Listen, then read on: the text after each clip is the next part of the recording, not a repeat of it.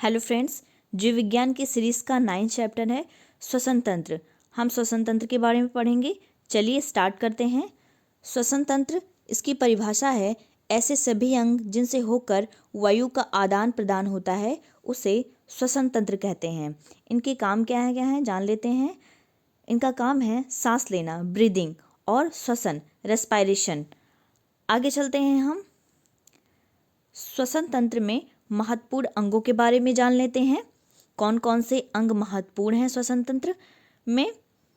नासिका, जिसको नोज बोलते हैं, ग्रसनी, जिसको फेरिंक्स बोलते हैं, कंठ, जिसको लैरिंक्स बोलते हैं, श्वास नली, जिसको ट्रैकिया कहते हैं, फेफड़े, लंग्स श्वसन तंत्र में बहुत ही महत्वपूर्ण अंग हैं।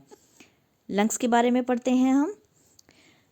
बायां फेफड़ा, जो बायां फेफड़ा होता है वो छोटा मगर अधिक लंबा होता है और इसमें लगभग 15 करोड़ वायुकोष्ठ एल्वोली पाई जाती है और इसमें गैसों का आदान प्रदान फुफ्फुसीय श्वसन द्वारा होता है। ये जो दायां फेफड़ा होता है वो अधिक बड़ा एवं चौड़ा होता है और जो फुफ्फुसा वरण होता है या उसे फ्लूरम मेम्ब्रेन द्वारा सुरक्षित किया जाता है। आगे चलते हैं हम। सांस लेने व श्वसन में अंतर जान लेते हैं। सांस लेना, ब्रीदिंग, और श्वसन, रेस्पायरेशन। जो ब्रीदिंग है यह एक जैव भौतिक प्रक्रिया है, बायोफिजिकल, और जो श्वसन है ये जैव रासायनिक क्रिया है, बायोकेमिकल। और ब्रीदिंग 2 चरण में होता है, अंतःश्वास और उच्च श्वास। और जो रेस्पायरेशन होता है इसके मुख्य चरण हैं ग्लाइकोलिसिस, क्रेब्स चक्र एवं इलेक्ट्रॉन ट्रांसपोर्ट तंत्र। जो ब्रीदिंग होती है ऐच्छिक और अनैच्छिक दोनों प्रकार की प्रक्रियाएं हो सकती हैं, लेकिन जो रेस्पायरेशन है वो अनैच्छिक क्रिया है और ब्रीदिंग में ऊर्जा के उत्पादन का अभाव होता है और रेस्पायरेशन में ऊर्जा का उत्पादन होता है। आगे चलते हैं हम। श्वसन क्रिया में विभिन्न पथों द्वारा ग्लूकोज का विखंडन देख लेते हैं हम। जो ग्लूकोज होता है ये हमें भोजन के डाइजेशन के बाद मिलता है और जो ब्लड की सहायता से कोशिका अर्थात कोशिका द्रव में जाता है और ये पायरुवेट हो जाता है, अर्थात इस ग्लूकोज का सेल में ऑक्सीजन द्वारा ऑक्सीडेशन किया जाता है, जिसके बाद हमें CO2, H2O तथा एनर्जी मिलती है।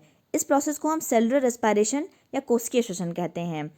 लेकिन जब ये पायरुवेट हो जाता है तो जब ये ऑक्सीजन की अनुपस्थिति में होता है ईस्ट में, तो एथेनॉल और CO2 ऊर्जा और कार्बन के 2 अणु प्रदान करता है।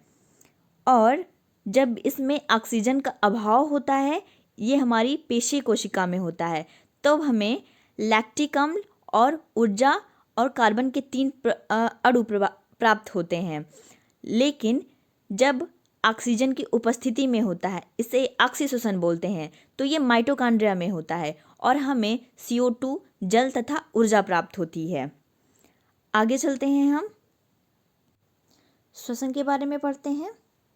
श्वसन यह एक अपचयी क्रिया है, कैटाबॉलिक प्रोसेस है। इससे शरीर के भार में कमी होती है और हमारे श्वसनीय पदार्थ कौन कौन से हैं? कार्बोहाइड्रेट, वसा और प्रोटीन। और श्वसन का क्रम क्या है? पहले कार्बोहाइड्रेट होता है, फिर वसा और अंत में प्रोटीन का श्वसन होता है और इसका नियंत्रण मस्तिष्क के मेडुला ऑब्लोंगेटा के द्वारा किया जाता है। आगे हम क्रेब्स चक्र के बारे में पढ़ते हैं। क्रेब्स चक्र, इसका सर्वप्रथम वर्णन हैंस क्रेब द्वारा किया गया था और इसका नाम है साइट्रिक अम्ल चक्र और ट्राइकार्बोक्सिलिक चक्र, और ये माइटोकॉन्ड्रिया में पाया जाता है और ये यूकैरियोटिक सेल के माइटोकॉन्ड्रिया में होती है। और जब ग्लाइकोलिसिस के द्वारा बने पदार्थ पायरुविक अम्ल पूरी तरीके से ऑक्सीडाइज होकर CO2 और वाटर में बदल जाता है, तो हमें 6CO2 और H2O और ATP अर्थात एनर्जी प्राप्त होती है। इसका कार्य ATP का उत्पादन और ऊर्जा का उत्पादन करना होता है। आगे हम ग्लाइकोलिसिस के बारे में पढ़ लेते हैं। ग्लाइकोलिसिस क्या है? इसमें इसकी खोज एम्बेडेन, मेयरहॉफ तथा पार्सन द्वारा किया गया था और इसके दूसरे भी नाम है EMP पथ, शर्करा किण्वन और अनाक्सी श्वसन।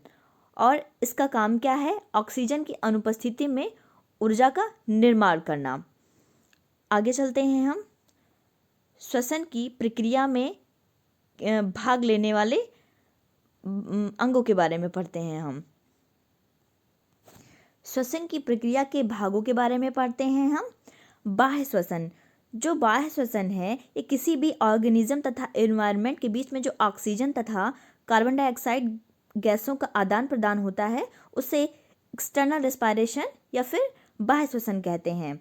जब हम हवा अर्थात सांस को अंदर लेते हैं, जब सांस अंदर जाता है तो हमारे अंदर ऑक्सीजन 21%, नाइट्रोजन 78.09% और कार्बन डाइऑक्साइड 0.03% जाता है। लेकिन जब हम हवा को बाहर छोड़ते हैं तो हमें नाइट्रोजन का 78.09% और ऑक्सीजन का 17% ही हमारे अंदर जा पाता है और कार्बन डाइऑक्साइड 4% बाहर निकलता है।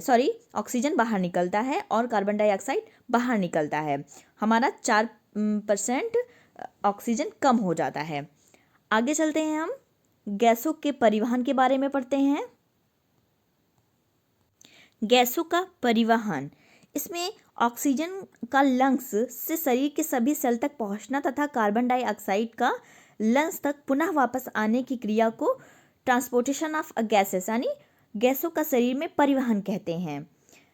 इसमें ऑक्सीजन का जो परिवहन होता है वो हीमोग्लोबिन के द्वारा होता है। ऑक्सीजन का परिवहन हीमोग्लोबिन के द्वारा होता है और CO2 का जो परिवहन है वो हीमोग्लोबिन के द्वारा लगभग 10 से 20% होता है और प्लाज्मा में घुलकर लगभग ये 7% है और जो बाइकार्बोनेट्स के रूप में होता है वो 70% होता है।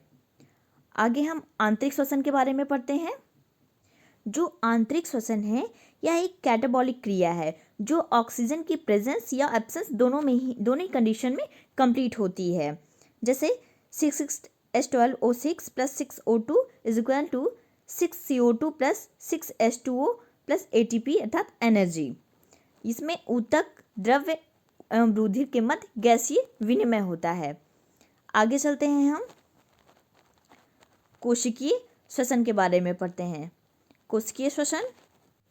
कोशिकीय श्वसन, जो कोशिकीय श्वसन में ग्लूकोज का कोशिकाओं में ऑक्सीकरण 2 प्रकार से होता है। अनाक्षी श्वसन, अवायवीय श्वसन। अवायवीय श्वसन में ये होता है इसमें ऑक्सीजन की ज़रूरत नहीं पड़ती है। इसमें ग्लूकोज बिना ऑक्सीजन के मसल्स में लैक्टिक एसिड बनाता है। हमने आगे पढ़ा है इसमें ग्लूकोज लैक्टिक एसिड और एनर्जी उत्पन्न करता है। ये बैक्टीरिया एवं ईस्ट की सेल में एथाइल अल्कोहल बनाते हैं। इस प्रोसेस को हम किण्वन फर्मेंटेशन भी कहते हैं। क्या बोलते हैं? फर्मेंटेशन। आगे चलते हैं हम वायवीय श्वसन के बारे में पढ़ते हैं।